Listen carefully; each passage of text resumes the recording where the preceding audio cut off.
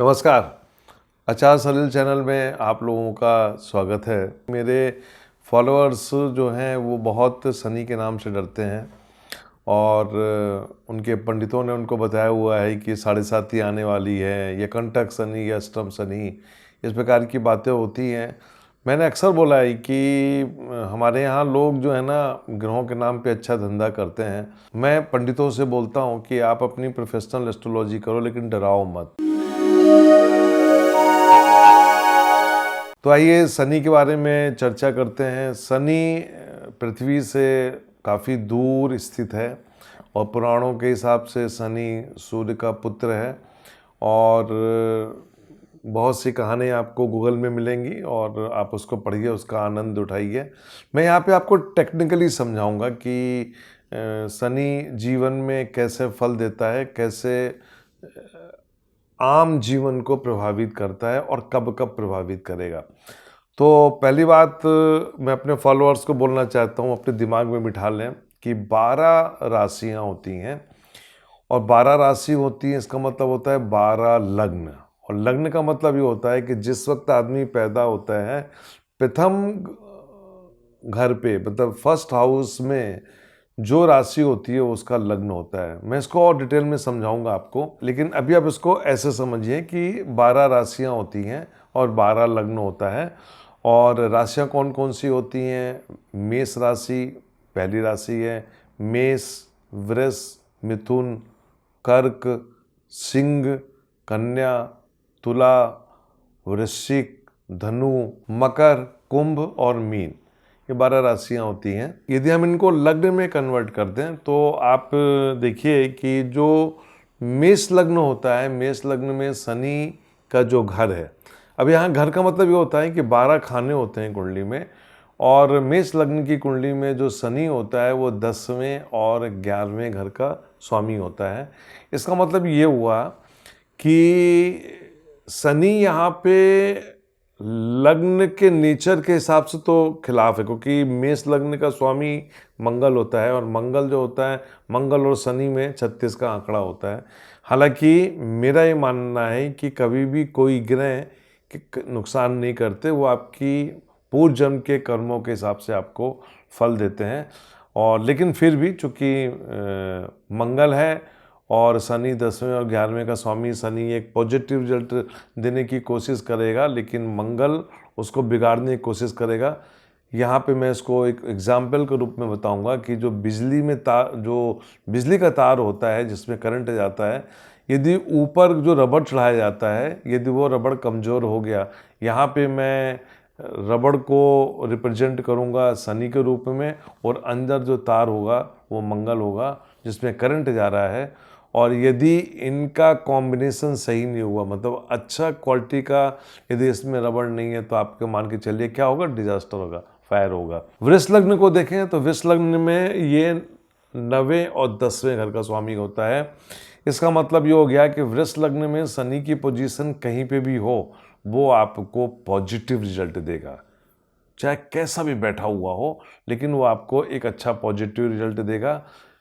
कैसा भी बैठा होने का मतलब ये है कि यदि कहीं फंस गया है शनि, तो आप ये मान के चलिए कोशिश करेगा आपको कि नदियाँ पार करा दे नाव में बिठा के।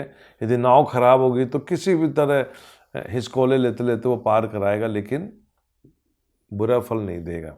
मिथुन लग्न में यदि हम जाएं तो मिथुन लग्न में 8वें और 9वें घर का स्वामी होता है। 9वें घर का स्वामी होने से वो भाग्येश होता है, आपको भाग्य को बढ़ोतरी देगा, लेकिन 8वें घर में कभी स्वामी है, इसका मतलब क्या हो गया कि कुछ पॉजिटिव देगा। पॉजिटिव का मतलब ये हो गया जैसे विवाह कराएगा, गड़ा हुआ धन जिसको बोलते हैं पुराने पंडित लोग, वो देगा। मेरे हिसाब से 8वें घर से आपको शनि जो होगा वो कहीं ना कहीं एकदम गड्ढे में गिराएगा, उठाएगा और गिराएगा। यहाँ पे आपकी कर्मा थ्योरी काम करती है। कर्क लग्न को देखें तो कर्क लग्न का स्वामी जो होता है चंद्रमा होता है और 4 नंबर की राशि होती है, और यहाँ पे शनि जो होता है 7वें और 8वें घर का स्वामी होता है। और 7वें और 8वें घर का स्वामी होने से शनि यहाँ पे थोड़ा सा मैं समझता हूँ 75% नेगेटिव रिजल्ट देगा। लेकिन यदि वो अच्छे नक्षत्र में अच्छे कॉम्बिनेशन में बैठा होगा तो वो पॉजिटिव भी दे सकता है कर्क लग्न के लिए। सिंह लग्न का स्वामी जो होता है वो सूर्य होता है, 5 नंबर की राशि होती है और सूर्य का पुत्र बोला गया है शनि। और जब सिंह लग्न में हम देखें तो उसके घर में उसको छठे और 7वें घर की उसको लॉर्डशिप मिली हुई है, घर उसके हैं शनि के।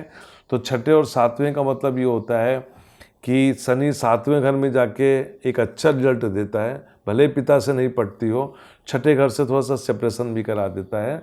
लेकिन ओवरऑल यदि चंद्रमा की पोजीशन के हिसाब से हम डिसीजन लेंगे तो शनि यहाँ पे 50-50 रहता है सिंह लग्न के लिए। कन्या लग्न के लिए जाए तो कन्या लग्न के लिए वो 5वें और छठे घर का स्वामी होता है और 5वां घर एक पूर्व जन्म से जुड़ा हुआ होता है और छठा घर जो होता है वो जीवन में एक अड़चन देता है, संघर्ष कराता है। फिर डिपेंड करता है कि शनि की प्लेसमेंट कहाँ है, उसके हिसाब से वो रिजल्ट आते हैं कन्या लग्न के लिए। तुला लग्न के लिए हम ध्यान से देखें तो तुला लग्न के लिए चौथे और 5वें घर का स्वामी होता है, बहुत बढ़िया होता है। और शनि और शुक्र का पूरी कुंडली में यदि खेल अच्छा होता है तो मैं समझता हूँ तुला लग्न के लिए शनि बहुत पॉजिटिव रिजल्ट देता है। हाँ, वक्री नहीं होना चाहिए, यदि वक्री हो गया तो रिजल्ट्स डिफरेंट टाइप के हो जाते हैं। ये हर कुंडली के लिए बता रहा हूँ, किसी भी कुंडली में यदि शनि वक्री है तो उसको बहुत बारीकी से देखना पड़ता है कि वो अपने जीवन में जब उसकी दशा आएगी या किसी भी ग्रह की महादशा में अंतर्दशा शनि आएगा तो कैसे वो फल देगा। वृश्चिक लग्न अगेन मंगल का लग्न है, वृश्चिक राशि का स्वामी मंगल होता है और यहाँ पे तीसरे और चौथे घर का स्वामी है। तीसरे घर में जाके वो थोड़ा सा अड़चन पैदा करेगा और चौथे घर में थोड़ा सा पॉजिटिव हो जाएगा। लेकिन ओवरऑल शनि का यदि प्लेसमेंट अच्छा होता है तो मैं समझता हूँ एक अच्छे रिजल्ट देते हैं। लेकिन यहाँ पे फिर लग्न से उसकी पटती नहीं है, जैसे मेष लग्न में मैंने बताया था, यहाँ पे भी मंगल स्वामी है, मंगल और शनि के बीच में कॉम्बिनेशन ऐसा होता है कि वाद और विवाद की रहती है। लेकिन फिर भी चंद्रमा की क्या स्थिति होगी उसके हिसाब से बहुत कुछ डिसीजन आते हैं। और मैं धनु राशि पे जाऊं, धनु लग्न पे जाऊं तो दूसरे और तीसरे घर का स्वामी होता है शनि। दूसरे और तीसरे घर के स्वामी होने से मैं आप लोग को बताना चाहता हूं कि धनु लग्न का स्वामी, धनु राशि का स्वामी गुरु होता है और गुरु और शनि का एक बहुत अच्छा रोचक संयोग रहता है ब्रह्मांड में। अभी आप देखिए कोविड 2020, 2021, 22 ये जो पूरा दौर चला है वो शनि और गुरु का खेल था पूरा ब्रह्मांड में। और वो यदि वैसा ही कॉम्बिनेशन यदि आता है तो जीवन में धनु लग्न वालों के साथ भी ऐसा ही कुछ होता है, अनएक्सपेक्टेड गेन, अनएक्सपेक्टेड लॉस। लेकिन पूरी कहानी फिर चंद्रमा से शुरू होती है कि चंद्रमा और शनि का कुंडली में क्या खेल है। मकर लग्न का मतलब हो गया शनि अपने घर का स्वामी है और उसके पास लॉर्डशिप है लग्न की और दूसरे घर की, और यहाँ पे शनि कैसा भी हो वो आपको पॉजिटिव रिजल्ट देगा, दो राय नहीं। कुंभ लग्न में जाके देखें तो कुंभ लग्न में लग्न का स्वामी है और 12वें घर का स्वामी हो गया।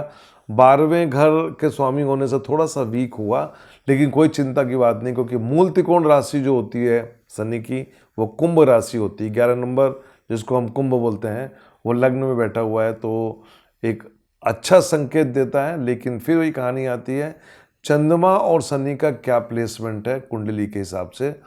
और आखिरी राशि होती है मीन राशि, और मीन राशि मतलब 12 नंबर, और मीन राशि में शनि के पास जो लॉर्डशिप है, घर जो है उसके 11 और 12वां, यहाँ पे थोड़ा सा फिर वही कॉम्बिनेशन है कि उठाएगा भी और गिराएगा भी।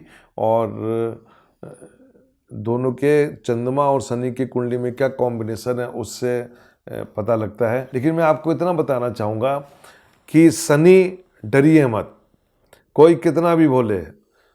अक्सर पंडित बोलते हैं 7.5 चल रही है, कंटक शनि चल रहा है, आपका अष्टम शनि चल रहा है, तो डरने की कोई बात नहीं। यदि आपकी कुंडली में बाकी कॉम्बिनेशंस बहुत अच्छे हैं, कुंडली में बाकी ग्रह अच्छे वेल प्लेस्ड बैठे हुए हैं, और मैं आपको बताना चाहता हूँ कि जीवन में यदि आपकी कुंडली में गुरु की पोजीशन बहुत अच्छी हो और गुरु यदि शनि को देख रहा हो तो मैं समझता हूँ कि एक गुरु जो होता है वो आपको नैया पार करा देगा।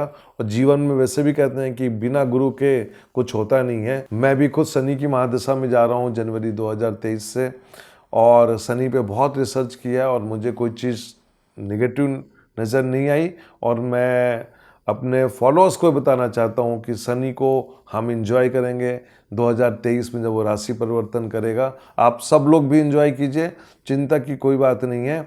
बस शनि के बारे में इतना सोच लीजिए, शनि जो होता है वो न्याय करता है। न्याय का मतलब क्या होता है कि जुपिटर और शनि, जुपिटर को मैंने हमेशा जज बोला है, और जो जज जो जजमेंट देता है उसको इम्प्लीमेंट कराता है शनि। और शनि वही करेगा जो गुरु बोलेगा। इसलिए गुरु और शनि का जो कॉम्बिनेशन होता है कुंडली में, वो जीवन का रास्ता तय करता है। बाकी मैं आपको एक बात बताना चाहता हूँ कि यदि कुंडली में एक ग्रह भी बली हो तो वो ग्रह भी अपनी ताकत के हिसाब से जीवन की नैया पार लगाता है। और एग्जाम्पल के रूप में मैं पूर्व प्रधानमंत्री नरसिम्हा राव की कुंडली का हवाला दूंगा।